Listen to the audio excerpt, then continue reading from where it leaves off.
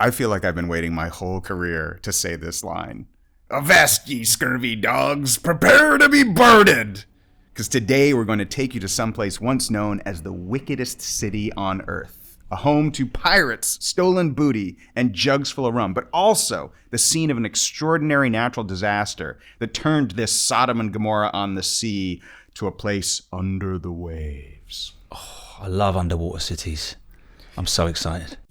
This is Where'd Everyone Go? With me, Sasha Auerbach. And me, Tom Ward. A journey into the weird history of abandoned places. And how do you feel about pirates?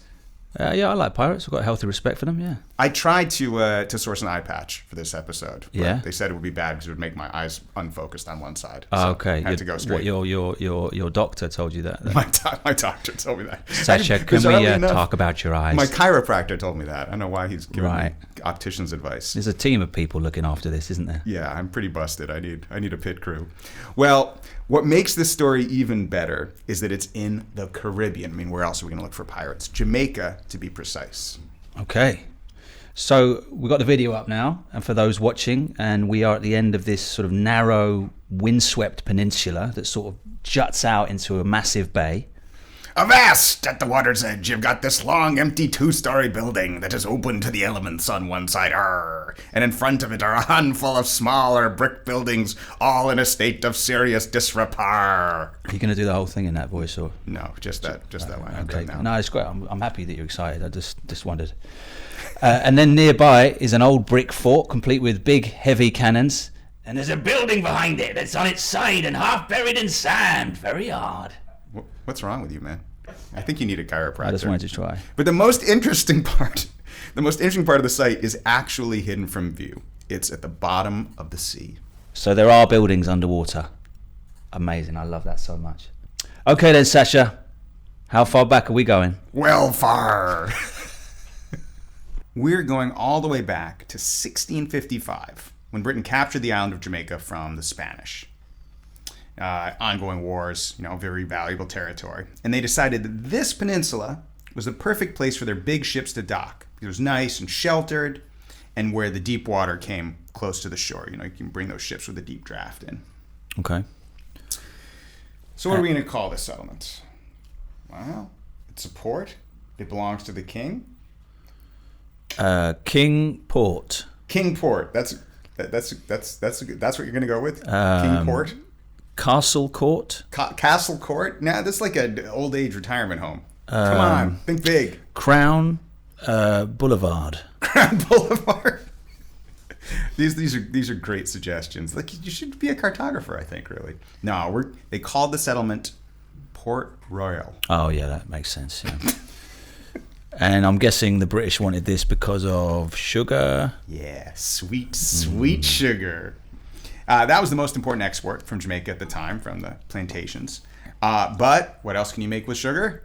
I know you like this stuff. Alcohol. Yeah, rum. And tobacco, all shipped back from England to England in significant quantities. Okay. But there was another prize. Remember, we're talking about pirates. Yeah. The valuable goods carried on the Spanish ships and stored around the Caribbean in enemy ports. Okay, so this is where the pirates come in. This is where the pirates come in. This was the golden age of piracy, roughly 1650s to 1730s. And what's especially interesting here at Port Royal is that the English turned to the local population for recruits. And since we are in the world of plantations, guess who a lot of the local population was? Plantation people. Yes. Former plantation slaves who'd run off and started their own communities. Right. And these were guys trained in the military arts, because they were often stolen from cultures that were very military oriented in Africa. And they were known as Maroons, skilled in survival and guerrilla tactics, used to hunting wild animals in the forests, the wild pigs in the forests of the island. So the British are like, Yeah, these guys would make great pirates. Well, these chaps are very, very good at surviving. I think they could come in quite useful. Should we get them on board? Yeah, and they know a little bit of the ultraviolence. Yeah. Always good for pirates. They're part ninja, part pirate. Part ninja, part pirate. Exactly. So here's our man on the ground, Doric, telling us more. Okay. Now just imagine, these were rowdy persons. They were no privateers operating on behalf of the English. So they would go, raid the Spanish Main, sack a lot of the towns, and brought back all this booty here in this town. It is said, for example, that by the 1680s they had in this town over 100 alcoholic licenses were issued. So you can imagine the amount of, it is said that a pirate returning would have his jug of liquor and he would share it with everyone who want to partake. That sounds like a very fun job. Yeah. And I told you the booty was going to be important. It's all about the booty. Always is. But before you make fun of it too, like hunting wild pigs is no joke. I mean, those are big animals. They got those razor sharp tusks. That's serious business. So if they can do that, like they can do just about anything. Yeah. So they've got all this stolen booty, and I'm guessing the crown get a cut and the crew get a share too. Yeah, we'll come back to that. But just as clarification, when Doric says the Spanish Main, which is a phrase you hear thrown around a lot talking about pirates in this period, it's an old phrase meaning the parts of the Spanish Empire that were on the mainland of the Americas and had their coastlines on the Caribbean or the Gulf of Mexico. Okay. Now, you asked, does the crown get a cut and the crew get their share? Yeah, absolutely. That's why it's called privateering. Privateering is like officially sanctioned pirating. Right. Hence the letters of marquis or letters of marque that Doric mentions, because that's like a license to pirate. Only the ships that you of the country or kingdom that you're at war with. Right? Okay. You can't. So if you have a British letter of marque and you're at war with Spain, Britain's at war with Spain, you can go after the Spanish ships. If you have a Spanish letter of marque, you can go after the British ships. But you can't go after the ships from the country that gave you the letter of marque. That's still piracy. Right, that's in the contract. That's in Otherwise, the contract. You'll get fired. Yep. You won't get your holiday pay. Yeah, and you won't get your holiday pay. You won't get your sick days. Yeah. You don't get the company ship. We're hiring you because you're jolly good at swashbuckling, but just keep it in tow, keep it in check, if you will. So don't turn on us. Yeah. If you wouldn't mind, as your employer. Yeah, I mean, you hire a talented Those guys. Yeah. You hire a talented offensive lineman. He doesn't turn around and tackle your own quarterback. I mean, that's not how the game works. So you had these official contracts from the English crown to raid Spanish, Dutch, and French ships in the Caribbean, depending upon who England was at war with at the time. Right. Now, there was a famous pirate who worked out of Port Royal, and his name was, I'm sure this is going to ring a bell, Captain Morgan. Yep. Or Henry Morgan. You've heard that name before. I've seen him. He's got a moustache, sense parting, long hair, killed people, tortured people, that sort of stuff. Yeah, I mean, I don't know about the torturing, but probably killed people when necessary. I mean, sometimes the violence of piracy is a bit overblown, right? It was about capturing ships, so you don't want to burn them to the ground.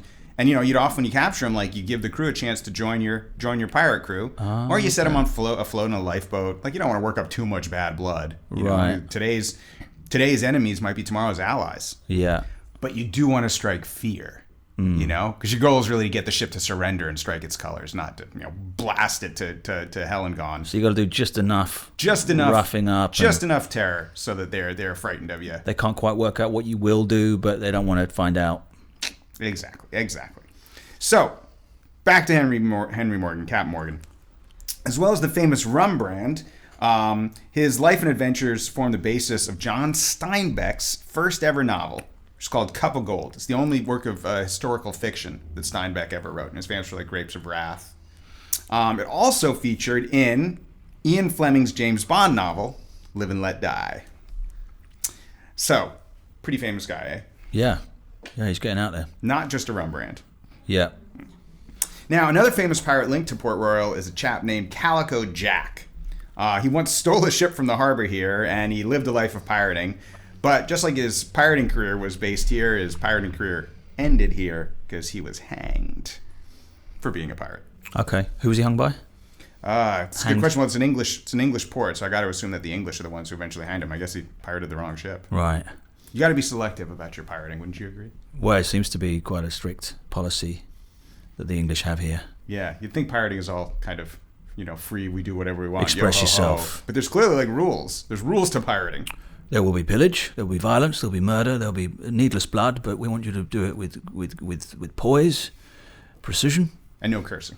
no cursing. Limited at all. cursing. Yeah, and no blasphemy. And no animal abuse. No animal. It'll be a vegan ship, and there'll be no spitting. No spinning. So back to Calico Jack, most famous for sailing with two of the most well-known female pirates. If I think nothing about pirates, they're very egalitarian. You had people from all walks of life. Yeah. You had people from all different cultural backgrounds. You had freed slaves and maroons. The maritime world was very diverse. And If you're good, you're in. You're in, yeah. You just had to be fierce and good at your job, and yeah, why not join our pirate crew?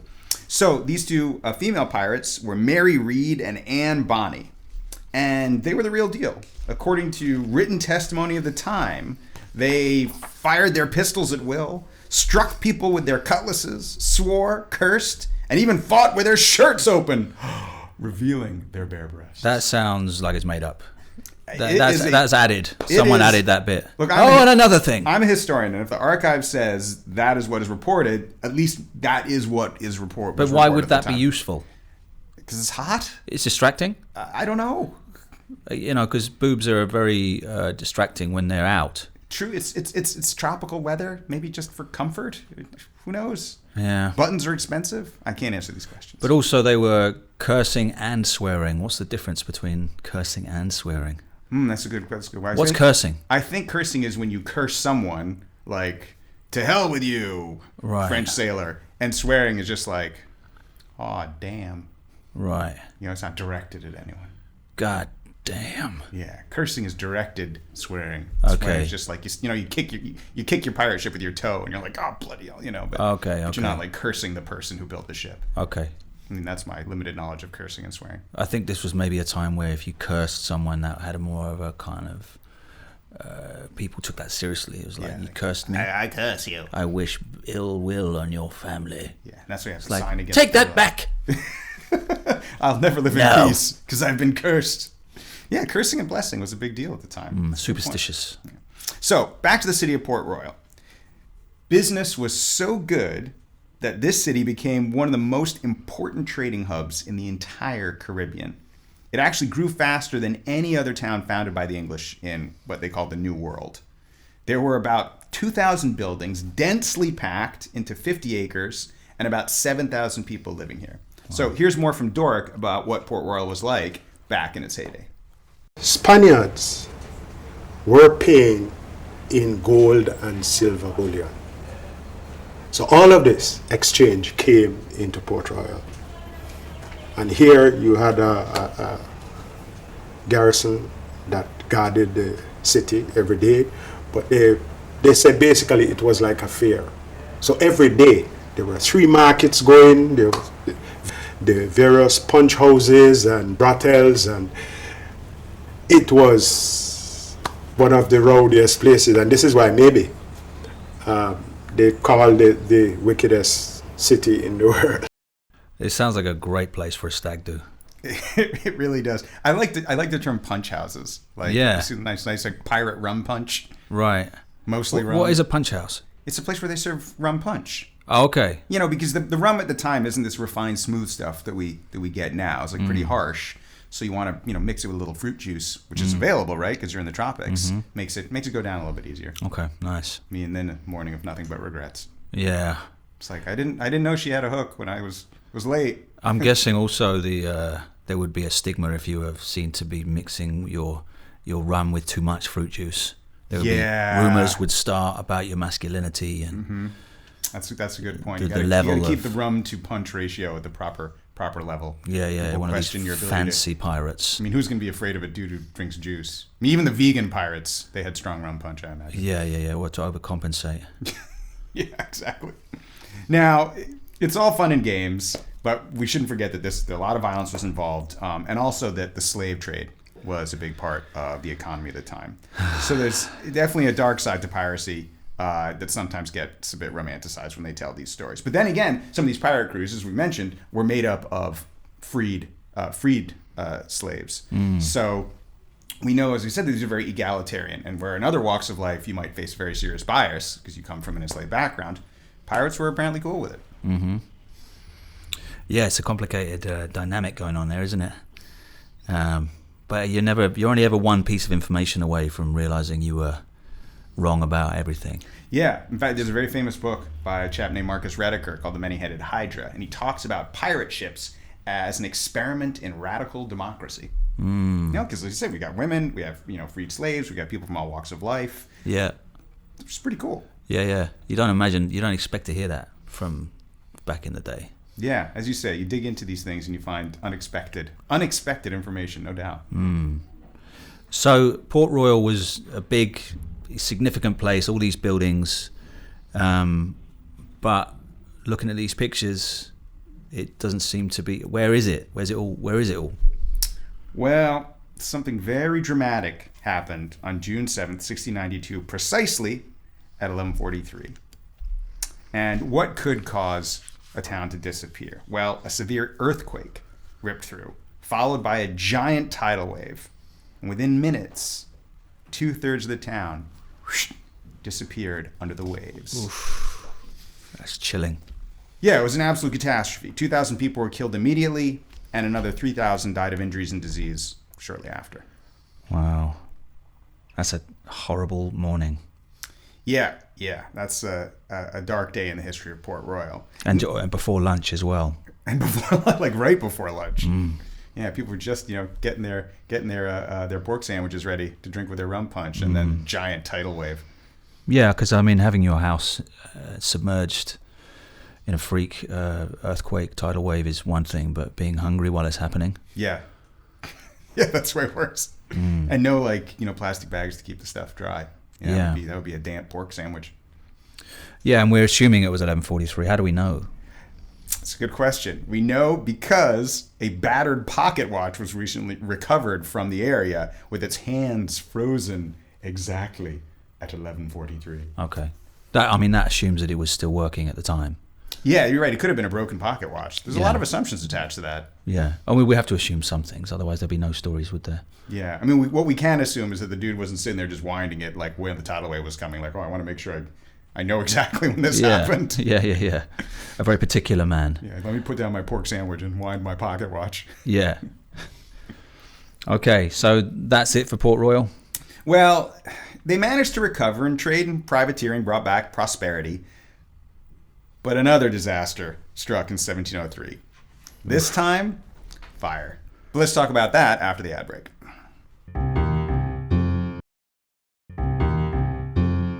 Okay, so Port Royal has been hit by an earthquake, a tidal wave, thousands of people being killed and injured. All the pork sandwiches are damp. Everyone's, presumably this city is disappearing, people are leaving. Well, they're not disappearing or leaving yet. Remember, this is still a very wealthy place, a lot of trade, and all the benefits of this piracy coming through. So it's going to take a series of disasters to convince people this is not a place to be. Right. Now, the fire was important and devastating because there were large quantities of gunpowder stored in the warehouses and narrow streets in very close proximity to the buildings of the town. The fire spread rapidly, and the entire city was reduced to ashes within a day. Wow. I mean, that's disastrous. I'm guessing this would have been people would have just presumed this was an act of God by this stage. You've got the wickedest city in the world, and then you've got an earthquake, a tidal wave, and now a fire. There is kind of a Sodom and Gomorrah feel to it, isn't there? Right. God saying I'm all sure this sin. There were priests and other religious figures saying like, oh, punishment for your sins. Yeah, these topless female, pirates. It's godless. It's godless. They're cursing and they're swearing and they're boobs. Yep. Well, Port Royal tried to rebuild, but disaster struck again. This time in the form of not one, not two, not three, but 4 hurricanes in the 18th century. Now, before we attempt to say wrath of God, I mean, the Gulf of Mexico, and this part of the Atlantic are, a creche for hurricanes. But at the time, yeah, it must seem like God had it in for the place. They don't have it's not a very smooth history. I'm trying to think of a disaster that didn't happen here. I guess a blizzard's unlikely, considering the climate. Yeah. But what's really interesting about Port Royal is that the part of the city that slid into the sea during the earthquake, you can still see it. It's like a living underwater museum. So here's Doric again. Tell us about it. So, in finding the underwater city, you had to clear away a layer of silt. Then there's a layer of broken corals, which was like the hurricanes that happened in the 18th century. But the minute you clear through those broken corals, you're actually in the 17th century. You see the floors of the buildings. That's incredible. Yeah. And what else did they find? Did they bring up artifacts and stuff? All kinds of stuff. All kinds of really cool stuff. At least 60 dark-colored glass liquor bottles. Makes sense considering all the rum. Jugs, tankards, kegs, all discovered in one area. You had all the other sort of everyday objects too.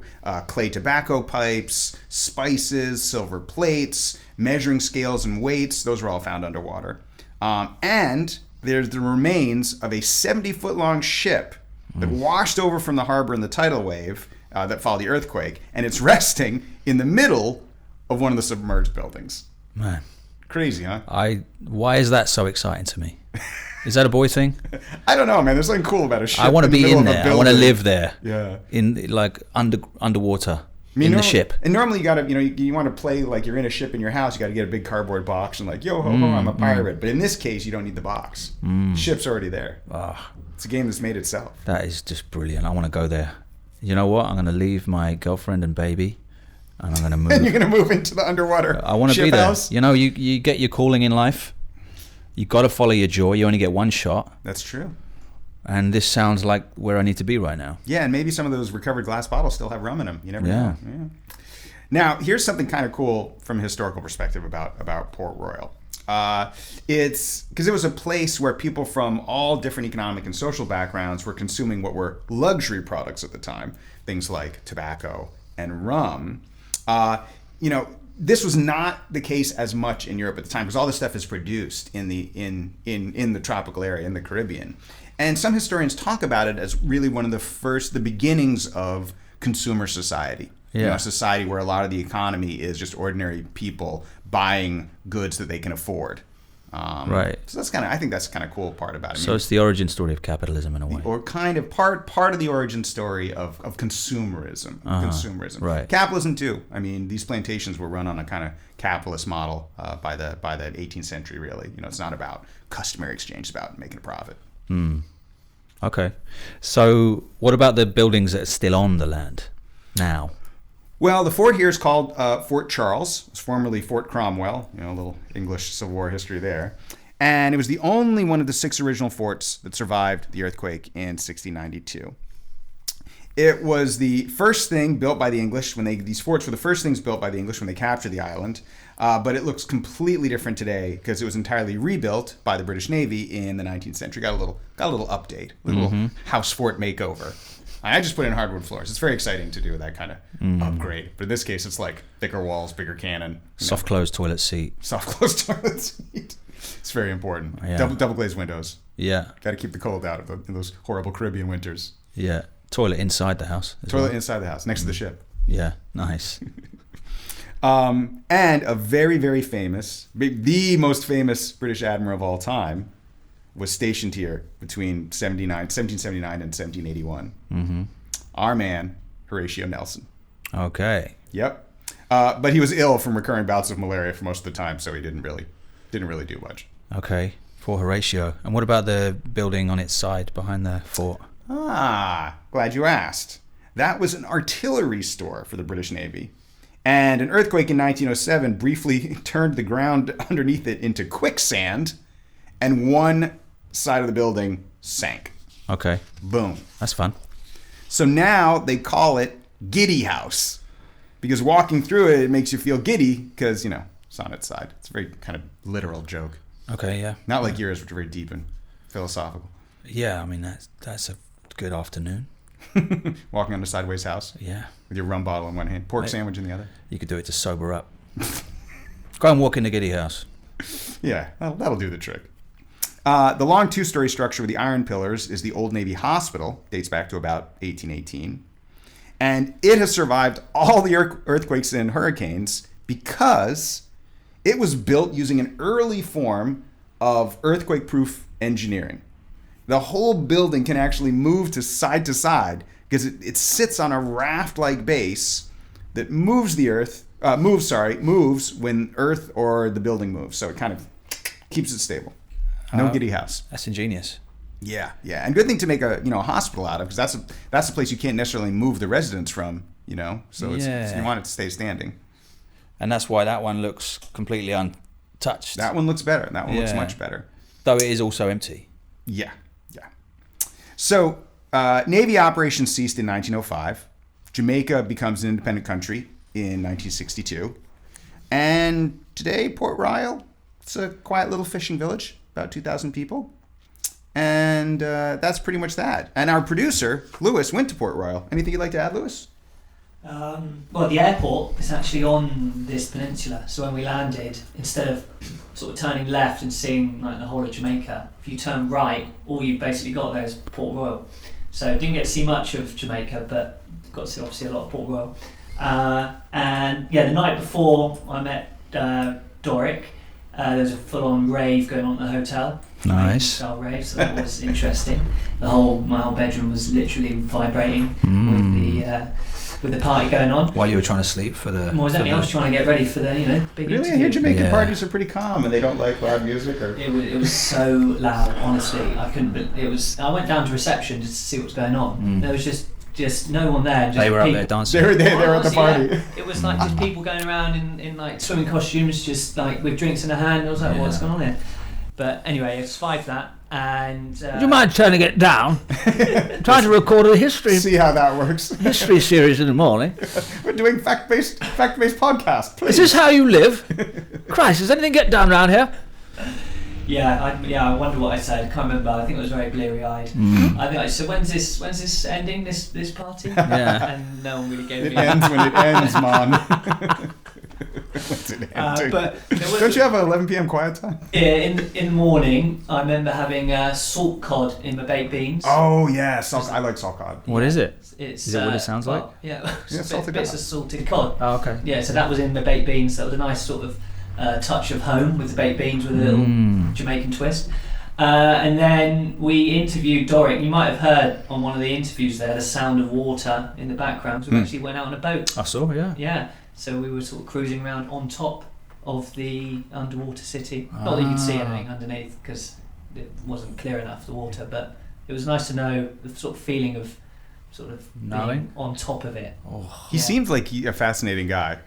Yeah. Has he gone scuba diving in there? Well, I can't remember. If not, why not? Yeah. I don't know how deep it down it is actually. Can't remember. Do you think he was really a pirate? Was the tour guide stuff just his day job? Yeah, well, he's not that old though. Little side hustle. Little side hustle. But yeah, his accent was brilliant, and I would lie if I understood everything he's told me during the day. But he was lovely to listen to. Yeah, lovely man. Takes his time. Yeah. Kind of envious. I'd like to go to Jamaica. Yeah. When do I get to go to Jamaica? When's that part of the podcast? I think it's good for the old English uptightness. I think everyone should go to Jamaica for a couple of months a year. Just come back a little less Be forced to drink rum and neurotic and passive aggressive and fucking. It's all right. Everything's fine. maybe grow dreadlocks. Yeah, the white guy with dreads, brilliant. I certainly think I wouldn't want to have been in Port Royal in its heyday. I don't think my kind would have done well. Your kind. And I like quietness, and I like to be able to close a door and feel safe, and walk around and I'm a gentle guy. Yeah. I don't know if I would do well with these characters around. See, I think it's just my speed. I'm totally, 24-hour party person. No, I don't think I do. I don't think I do well. I'd like the ocean part. I actually really like being on boats. I never sleep as well as I sleep on a boat. Oh, really? Yes, I think I might have been a boat in another life. You think you used to be a boat? It's plausible. This is a new development in your belief system. It is. I think I definitely wasn't a pirate though, just because I I can't. The idea of being jingly and wearing bright colors makes me nervous. You can see, I'm yeah. dressed in very subdued earth tones. And I don't they're like all- conflict either, or stealing from Oh people. yeah, oh yeah. To hell with you. No, I don't. Defend that. No, I don't like stealing. I don't like. It's not stealing. It's privateering. I don't like going onto other people's property. It makes me very nervous. Because of things when I was a kid, I remember going into my neighbour Priscilla's garden to get my ball, and she shouted at me and took me by the hand and led me to my mum. And you didn't hit her with a cutlass. I was 8. Fire off your pistols. No, No. water pistol. Raise the Jolly Roger. I just deferred to her authority. She was angry, so I assumed that she was right. Did you tell her to prepare to be boarded? No, I didn't. No, but she died a few years later, and then But you didn't. Not because of anything you did. No, Okay. no. So the correct thing to do would be to go to the upstairs room, open the cannon port, point the gun out, and just blast away. Yeah, No more neighbor problems. I mean, in my revenge fantasies, that's how it's played. Ah, so you do have the revenge Oh, fantasies. of course. You just don't take revenge. Where would we be without them? But at the time, I was 8 years old and, pretty scared little kid. Just wanted my ball back. So Yeah, and maybe that's just all the pirates wanted. They just wanted their balls back. I guess that's all we have to say about Poirot. Producer Lewis here. Thanks for listening to this episode of Where Did Everyone Go? New episodes every Wednesday and Sunday. Follow, comment, and hit that notification bell so you don't miss out.